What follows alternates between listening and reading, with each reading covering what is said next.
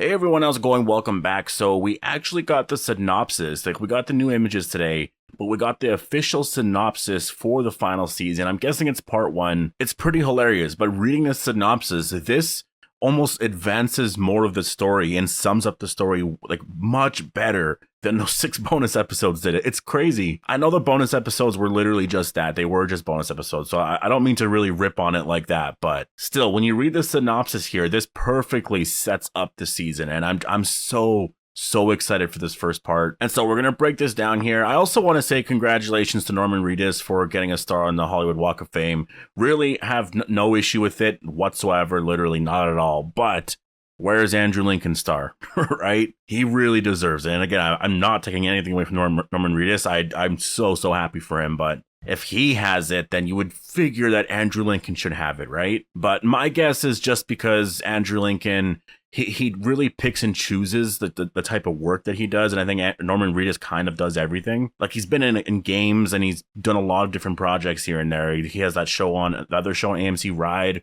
Like he's done a lot of different things. So yeah, and he kind of represents, like he is more of the face of the Walking Dead franchise, even though Rick, I think definitely for sure is, but I think Hollywood sees him as the face, if that makes any sense anyways, right? So obviously, if you are new to the channel, make sure to be a subscriber if you do want more Walking Dead content like this. I'm going to be continuing my how does this person's story end videos. Tomorrow, I plan to work on Daryl, and then, yeah, we'll kind of see where that goes. But I have a list here of everyone, and these will all be done for sure by Comic-Con. So, yeah, stay tuned for that video. But let's jump into the synopsis here. So the synopsis reads, previously on The Walking Dead, our survivors confronted past demons and combated new threats with friendships and relationships suffering from the mounting collateral damage that is the apocalypse.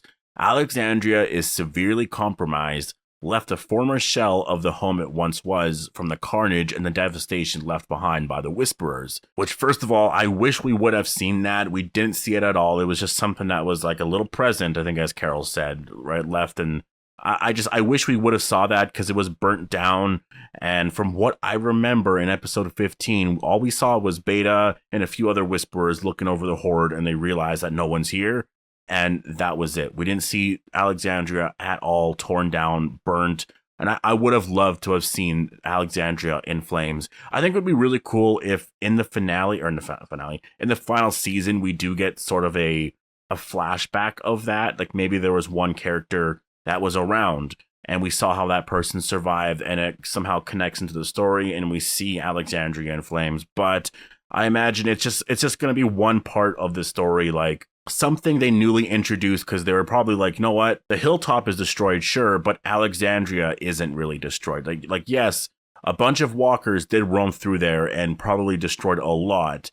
It's just that a lot of the fire and all that obviously didn't happen. And so because we're going into the Commonwealth arc and because they have a lot of resources, this will create a huge dilemma within Alexandria or Hilltop residents, because they could join the Commonwealth and they'll be fine, or stay here and starve, or do they unite with them, right? So I think that's why they added a lot more damage to Alexandria just afterwards, and now all who live in Alexandria struggle to refortify it and feeds its increasing number of residents, which include the survivors from the fall of the kingdom and the burning of Hilltop, along with Maggie and her new group, the Wardens. Alexandria has more people than it can manage to feed and protect. Their situation is dire as tensions heat up over past events and self-preservation rises to the surface within the ravaged walls. So, Maggie's new group is now called the Wardens, which is, I mean, I guess it's kind of a cool name. And like, honestly, if Maggie's little group, and I don't know, I guess Maggie would be a Warden as well. If that's just their name, I think it's kind of dumb. But if they were from a community called the Wardens or something like that, then I would be like, okay, then like maybe that was just kind of their name. You know what I mean? Then I would get it. Why they would identify as that. That would make sense to me. But if it's just their little gang that they got going on here and they thought it was cool, it's a little cringe. It's a little silly. Like, could you imagine Rick's group in the beginning if they gave themselves a name? Like, it's just kind of weird. It could be maybe a name for just like the fans, right? Because like I think of the Scavengers, and everyone referred to them as the scavengers, but the scavengers, I'm pretty sure. Like, I don't remember the scavengers really ever saying, oh, we're the scavengers. Or I don't remember anyone at the sanctuary or Alexandria. Like, I don't remember anyone calling them the scavengers, really. So it could just be that, which isn't as silly, I guess. It's totally fine. But yeah, I mean, Alexandria, they lost, first of all, a lot of resources. They lost a lot of food and equipment and everything. And to manage, it's just going to be really hard because now you have people from the hilltop who are there, people from the kingdom, people from, I guess the wardens. Like, it's like 4 or 5 people, but that does add to people you got to feed. So there's just a lot. They are all trying to survive here, and it's a struggle. And I actually like this aspect to it because, like, we've seen our communities literally just be fine within Alexandria.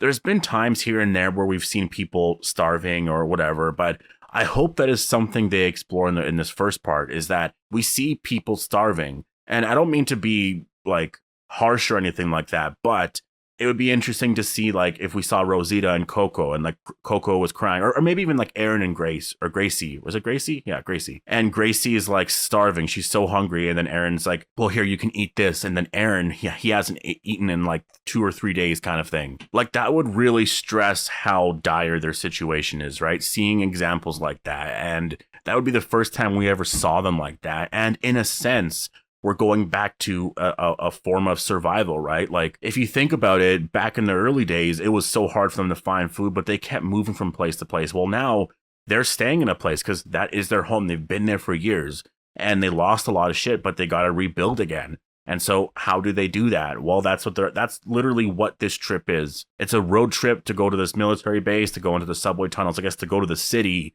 to find a bunch of resources, more food, I guess ways to plant food and all that stuff, and rebuild, because yeah, they are definitely going to have to do that, and it's going to be really hard. Honestly, to plant food, to grow food, it's going to take a very long time to actually get all of that going, that for a while, they are just going to have to struggle. It's really as simple as that. They lost a lot.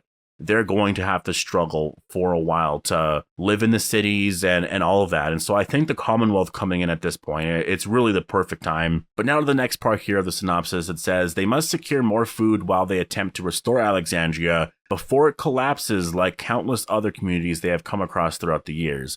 But where and how? More haggard and hungrier than ever before, they must dig deeper to find the effort and strength to safeguard the lives of their children, even if it means losing their own. And yeah, that touches on what I was talking about. This is Commonwealth related. When the Commonwealth come in with all of that stuff, and they have all of this, I mean, like, it's going to be insanely shocking for everyone. Like, that is where, and honestly, I'm kind of under the impression now that the Commonwealth will be introduced around episode 7 or 8. I hope it's not episode 8, because, like, that is exciting, but I want this to spend time with the Commonwealth way sooner, because we have 24 episodes, and it's going to be divided into 3 parts, most likely. So we got the first 8, second 8, and then the third 8. If there's some build to episode 8, and, like, in episode 8, or maybe 7 or 8 around there, the Commonwealth arrive in Alexandria, then that means we don't really get a lot of time with them, right? Because the next 8 after that, it's the Commonwealth in Alexandria, and then towards the end, we're going back there, and then there could be some other shocking moments, and then I guess it does kind of work. If they wanted to do it, I could see a way it could work, but just hopefully in the first 8, they give us a lot more stuff, and they show us the Commonwealth. We meet Pamela Milton. I don't want our first time seeing Pamela Milton to be closer to like episode 7 or 8. I want to meet her around episode like 3, preferably in episode 2, because it's a 2-part premiere. That would be cool. But yeah, the last part here just says, meanwhile, unbeknownst to those at Alexandria, Eugene, Ezekiel, Yumiko, and Princess are still being held captive by mysterious soldiers who are members of a larger and unforthcoming group. And I guess technically they don't know it's the Commonwealth yet, even though the showrunner and everyone has referred to them as such. It's like, I guess they can't even really confirm it, because it is technically not a part of the story yet. They never learned it yet, right? Like, they were held captive, and then it was that. I can't even believe we didn't learn that in the 6 bonus episodes. Like, as if we literally got newer episodes with a whole episode with the Commonwealth, and we didn't even learn the name. We learned nothing in that episode. That's crazy. But yeah, the synopsis here, like I said, it perfectly sets up where they're at. Like, if you ignore the 6 bonus episodes, I mean, this is perfect right here. This literally sets up the season perfectly. It's exactly where we're at. Honestly, the 6 bonus episodes, I'm kind of like, I actually like them, except for the Commonwealth one.